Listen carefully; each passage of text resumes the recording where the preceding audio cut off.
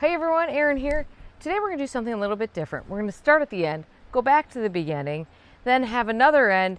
And by the way, I'm teaming up with a friend to show you a whole other beginning and end. Don't worry, you don't need a flow chart. Just come along. We'll figure it out together. This is a container that I planted about 2.5 months ago. In that time, I have fertilized it regularly and I have watered it about 5 times. That's it, just about 5 times. I have done nothing else to it, including any kind of pruning or managing what's happening here in any way, shape, or form. So here's your after. Let's go back to the beginning. And then in the end, we're going to do another after, because we're going to go after this and I'm going to show you how I do a little bit of container maintenance once things start looking kind of like this. Hey everyone, welcome to my deck. Today I'm going to show you a new container that I'm putting here. And you get to watch me plant this pot, but you also get to see Natalie from Illustrator's Garden plant this pot. So we're both working with self-watering pots from Crescent Gardens. This is the 22-inch rim planter, and this is part of their Tru-Drop self-watering system. I have used these pots before at the pool. You've seen me plant those before at the family cottage pool.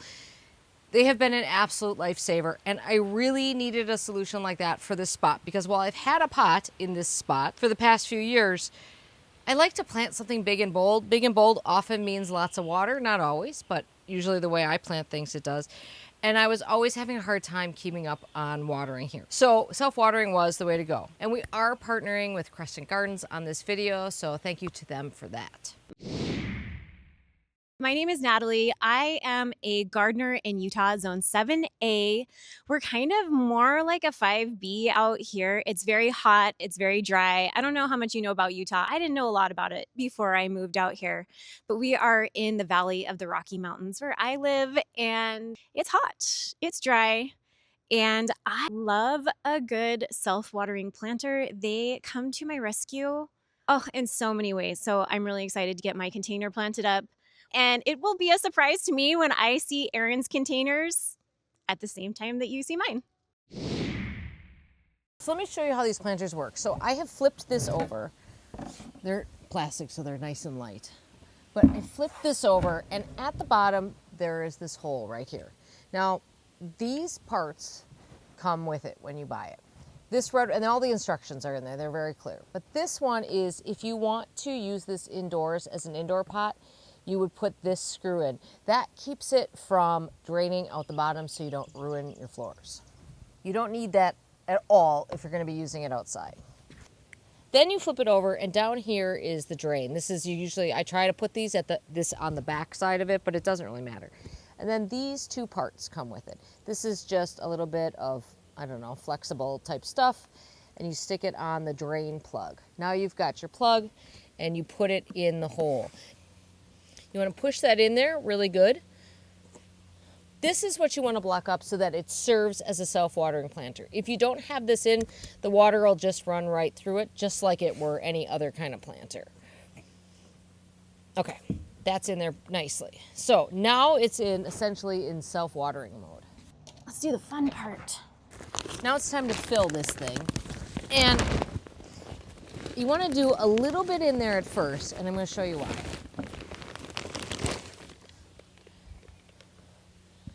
Because you want to take your hand and you want to kind of jam it down in that tube. The water comes up from the tube.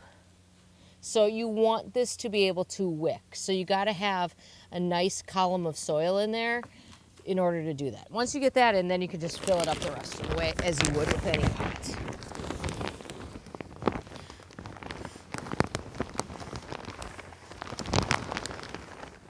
Here's the thing, a lot of people only fill it up to where the rim starts narrowing, but I fill it all the way up, or almost all the way up to the top. And I'm going to stop a little bit because I do have to fit plants in there, but ideally I want this to be to about there. I am going to add a little bit of a slow release too. Oh, that's a lot. Okay, handful. I love a slow release. I'm just going to mix that down into the soil. Some people like it up on the top. I like it down by the roots. I think it works better. So this is the year of the alocasia at my house. They are everywhere. They are, unfortunately, pretty small. It should grow quite quickly So I'm hoping it will. These actually came as little like regular 4-inch pots, and I put them into and been growing them on in these gallon containers, and you can see that they've already rooting pretty well there. So that's, I would say, a good sign. I don't like to pack the soil down too much in containers, but these do tend to, for some reason, I feel like these pots tend, because maybe there's that column of soil, I feel like these tend to sink a little bit more than other pots, and I detest when pots are planted too low. It's like a big pet peeve of mine. So there are 2 other pots on this deck that I like to coordinate with. This is the only place where I do white pots, and I like to coordinate these 3 pots with each other. So I want to use some of the same elements that I used in those. And one of those elements I used in the other 2 is purple bellvine. Now, purple bellvine is generally a climber, obviously, but I know for a fact it will move its way along this railing if we want it to. So I thought it'd be kind of cool to put one of those in here. It could also be used as a trailer, but it will trail pretty rapidly and hit the ground pretty quickly, I think. So I actually think I'm going to stick this over here. I also bought this cordyline, and there were 3 stems in it, and I've divided all 3 of them and put one in each container. So I actually have, with the 2 other pots, I have one left. This will ultimately end up shorter than the alocasia, but for now it's not. So I actually think maybe we'll put that kind of in this quadrant right here. So this is cordyline fructosa. I would say it's questionable on the amount of sun it's going to get. It might fry. Okay, next I'm going to do a trio of these. This is Acarus ogon. Acarus ogon. It is one of my favorite plants. I love this. I love this. This likes consistent moisture, so again, perfect for a self-watering pot. And I did use this in the other 2 containers on the deck too. This is just one of my absolute favorites. I just can't get over the stripy, beautiful chartreuse. I'm going to tuck those in a little triangle around this. Okay, front and center, and I'm going to assume this is kind of front and center because it's sort of the angle we're going to see it at the most. I guess, I don't know, it depends what you're facing, I guess. Is going to be this Super Bells Corallina. I like this because this matches our screen door. I also have Super Bells Magic Double Grapefruit, which is kind of a color changer. And it does get to be kind of a coral color, and I think it works well with this one. Right now it's a little bit pinker, which I think is because this plant was growing in not a lot of sun. I think that's maybe why we're seeing that color on it. So that one I'm going to stick over here. I also brought over some Safari Dawn James Britannia, which is a little bit of a pinker color, and this one is looking like a little bit rough. But I think I'm going to pop a couple of those on this side over here to fill that out. I do have some of this beautiful luscious grape, large wave violet Terrenia, because I think a little bit of cooling is not a bad thing here. So let's see how Natalie's container ended up. I feel like fall has really been sneaking up on me this year. The heat of the summer has kind of made me ready for fall. This beauty is called Cheyenne Spirit. And this one, I just love this one in the fall. There's so many buds getting ready to open up that aren't quite ready just yet, but it goes from a corally salmon orange, this beautiful butter mustard yellow color, and then a really pretty corally pink. And I was asking at Olson's greenhouse, they're the grower of this plant for Home Depot. I believe this one is seed and it's different colors of seed, but I could be wrong there. Now let's see, where's my drainage hole? There's my drainage hole. The indicator, I'm guessing, is probably the front, although I might want it on the side. I'm gonna do it just like this. There we go. So this is gonna be my thriller. And I'm gonna place it at the back of the pot because I'm putting this up against my banister. And then we have this beautiful hibiscus. I've never grown this one. I have grown the Cheyenne Spirit Echinacea. That's a perennial. It'll come back. I'm actually gonna plant it in the garden somewhere. This one, hibiscus? I don't know. This is a new one for me. And it wasn't quite blooming yet. So I'm very excited to see what color the blooms end up being. If they're kind of more that beautiful red, peachy color. I think I'm gonna put it on this side over by the indicator. This one's an annual. I do grow perennial hibiscus too in my garden. Absolutely fantastic. This one's not going to make it through my crazy spring. We have a lot of cold snaps, high and low and high and low. It's just like whiplash back and forth here in Utah in the spring, and that's generally what's going to kill the plants out here. Even more than just the cold weather, it's the snap back and forth that gets them. Now this one, this is Sweet William Dianthus. This one's a perennial for me as well, and I'm going to chop this in half. So I like to grab these big, huge, beautiful, nicely filled out, deeply rooted planters. I have a hori-hori knife that I do this with, but I've also gone to the donation center and you can get a bread knife there for really cheap. My neighbor taught me that hack. Shout out to Debbie. It's a great hack. So they just split up so easily. I do this with pansies. This is a really fun way to get things into a rectangular shape if you have a rectangular planter and you don't want to buy two different pots of flowers. Oh, I just set that on the flower. Just like that. And so it'll just slip right in perfectly on that side. Right there. Looks so good. There weren't a lot of options for spillers this time of year. So I grabbed this beautiful portulaca. This is an annual portulaca. I actually have perennial growing in my garden as well. I have never grown the annual variety. And I grabbed lantana too. Like this is kind of a filler and a spiller because it can grow pretty long. So we're gonna put the lantana in the front middle, right there. Just popped right in perfectly. And then I'm gonna do the two portulacas on either side, right here. The portulaca was the only trailing plant that they had at my store the day that I went, and I'm so glad that they had such a pretty one. This container is a full sun container. That particular corner of my upstairs porch, this is actually the front of my house, but because we are on a hill, the front of my house is on the second story. And that corner gets morning sun all the way to, you can see right now, that's the hottest part of the day. So I wanted to make sure I got full sun. And the reason I'm so excited for this crescent planter is because a lot of plants fry in that section. I've planted things there multiple times and I always end up moving them because it just gets too hot and it's hard to keep things hydrated. The heat isn't even as much of a problem as the hydration because all of the plants that I use have been trialed for high UV and high heat. I don't buy anything now that doesn't work with that combo. There's a trial garden called the Nola Ray Olson Research and Trial Gardens down in Santaquin, Utah. And that's where they trial all these plants. So I know the plants will be great in the sun. I have a huge hole, but I think I like it.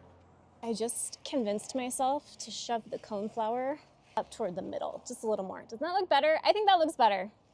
So I'm gonna backfill with some soil along this back edge, and then we're gonna fill her up. And now for the moment of truth, to see if I can muscle this bad boy the 5 feet from this spot to the corner. Okay, let's do the saucer first. I love that the Crescent line has matching saucers. I love a matching saucer because then I don't ruin my concrete. I don't know, there's just something magical about having it. Always buy the matching saucer if you have the opportunity. You never know when you're gonna need it. I feel like rolling. Oh yeah, here we go. Oh, it's nice and light actually. We're doing great. We're just gonna roll this to the corner. I'm so excited to fill it up because I want to see how much water it holds. Like, I know it's going to take me a minute to fill it up. Beautiful. Ooh, I love it. Isn't she dreamy? Here's her little moment in the sun that she will be getting a lot of. It will be really fun to see how differently this pot grows from the one on the other side of the porch. Okay, now, 2 important steps here. Now that I've cleaned up my soil on the ground so I don't just turn everything into mud, you want to water from the top. Water in everything after you plant. Even though this is a self-watering container, it's gonna take a while for those plants to get their roots down there. So for the first, maybe first 2 weeks or so, you wanna water from the top. And certainly we wanna water to settle this in, of course, too, since we just planted this. All right, it's nice and hidden. So when the clear cap is empty like this. That means that there's no, oh, I love that that has the little safe so I don't drop it off the porch. Genius. Someone was thinking, okay, we're gonna start filling it. I hope you can see, I just have my hose hooked up right there. When the first ring pops up, that means it's halfway full. And when the second ring pops up, when this is completely blue, that means it's 100%. I'm kind of curious how long it's gonna take to fill this up, honestly. It's fun to film it, and then I know how long things take. I know it takes me 42 seconds. Oh, there we go, to fill my watering can. There's the first ring popping up. So right now it's halfway full. That was less than 1 minute. If I can zoom you in even tighter for the second ring. Oh, here it comes. There's the second one. All right, we are all set. Both rings are up. It's nice and full. I want to see how heavy it is now. Let's put the cap on. That just keeps it nice and clean. I was thinking I'm going to pour a little bit of fertilizer in there because I love a liquid fertilizer. Okay, so this was not on the instructions, but I like to keep this basket on my porch because it looks nice, and I keep gallons of water so that I can add, you know, organic fertilizer or synthetic, whatever floats your boat. I'm gonna give it a little bit of this quick start. There's a wasp that's like checking me out, and I'm kind of nervous about him. I'm gonna drop this in the bottom. I don't know if that's a bad idea or a good idea. I make these little disposable funnels out of old milk cartons. It's just cut and stapled into a funnel. So I'm gonna put that in and then just pour the liquid quick start right down into the water well. Because one of the things that was really exciting to me about this planting system in particular is that you're not constantly flushing all of the nutrients out of your soil. It's going to keep a lot of your plant food and different things in your plants, which means they're going to grow substantially better and more flowery. Let's get this in there. And just for fun, we're going to give it a little bit of, it's supposed to be powdered fertilizer, but let's be honest, it's been outside a while. It's a little clumpy. Straight down the hatch. Here we go. So if you want to use a water-soluble fertilizer later in the season or when you get to that point, you can certainly just pour it on top through a watering can like you would otherwise. But obviously most of the time you want this to be sending those roots down to get water from the self-watering reservoir. There is a drain at the bottom. So that's the other thing. You don't ever have to worry that your plants are going to be floating in this. If it rains or something, or you overfill, like I did, somewhat intentionally, you will get that water draining out the bottom. That is the drain that we did not put the plug in. Outside, you keep that out so that excess water will drain out. The only important thing you need to know about winterizing these pots, you can leave them outside, and I do leave the pool pots outside. The only thing you have to do is make sure you pull that plug so that it drains. And then I actually tip it up with stick a rock under it, and I tip it up so that the drain is down so that any water that would go in there just goes out right away. Because if you don't have that plug in, the water just goes in and out right away, which is what you want in winter. But you cannot leave them filled with water in winter, or if you live in an area where it freezes. Otherwise, you will crack it, obviously, because of the expansion of the water. All right, now we're back taking a look at this container, and it's clearly a little overgrown, a little jungly. I don't really mind that look in containers. Unfortunately, this one is looking to me a little bit unbalanced because centerpieces did not work out as I had planned. Mostly this colocasia. I have discovered, I think, that colocasia just need more time to grow than they're going to get in my sort of short season and cooler climate, and they're just kind of not happy here. I'm actually going to cut this off because that's not worth keeping, and honestly I think that's the only leaf I see in there. So I have others that did a little bit better than that, but that did not do well. Thank goodness I managed to put this in there. The other thing that I don't love about this is that one of my favorite parts of this whole container you can't even see, which was all the Ogon sweet flag that I put in there. So I'm gonna try to unearth some of that. I also think that the Terrenia here in the front is taking over the world a little bit, and good for that. It's a fabulous, I'm so happy with how it's looking. But now I also have that purple bellvine is sort of creeping through this, which was not really my intention. My intention was to do what it's doing over here, which is kind of creeping along the railing, which is fine.